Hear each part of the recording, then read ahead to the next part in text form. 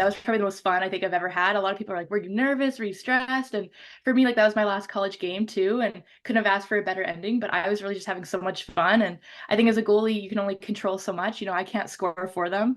And I think we finally got that goal, 7 minutes left in the game. And after that, everybody's like, hey, we got this. We just got to bear down.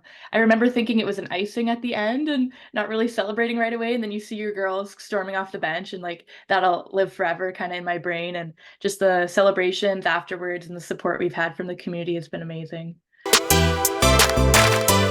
Yeah, both my parents are there. My brother, he goes to school in British Columbia, so he pretty much came across the country to come and watch me play. And my parents were, yeah, both they were all able to go on the ice, which 2 years ago when we won, it was still kind of COVID. So they were in behind the glass, and you got a photo with them with the glass in between. So it was nice to have them on the ice with us, and all the parents and the fans that were there. Like the atmosphere was just so amazing. The mental side of it, like the confidence. And I think this past year is probably like my best year. And I think I knew the importance of it. If you want to play pro hockey, whether it's here or overseas, how important this year would be for me.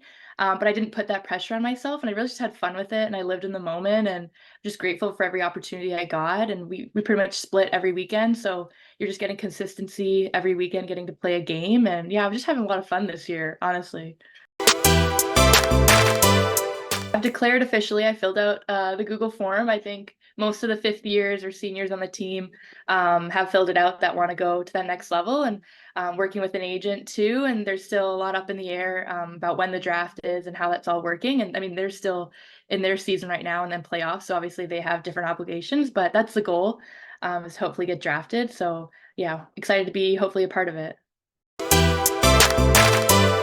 We definitely have a lot of really strong goalies and players too, but I think the fact of how many strong goalies are coming out of Manitoba is just something in the water, I guess. I'm not sure what it is, but they're just huge role models for me too. And Soupy actually, she texted me before the semifinal game and the final game too, and just was like, you put in so much work, like now just play hockey.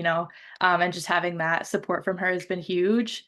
And with Strodes too, like getting to watch her, both of them in the PW and how well they're doing and succeeding.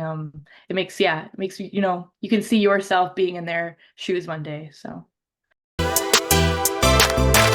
just I think the people you played with and the people you played against, all those girls, seeing where they are now, I think is huge. And we're all getting to the end of our college career, and we've all been so successful. And I think that was a huge growing point for women's hockey too, because a lot of people might not be recruited yet, and that's a huge kind of focal point for coaches to be able to look at you during the winter games. So I remember being a lot of fun. It might have been fifth place. I don't even remember now, but I just remember having a blast and playing against, Team Ontario and BC, those strong, very strong teams. And yeah, it was a great time.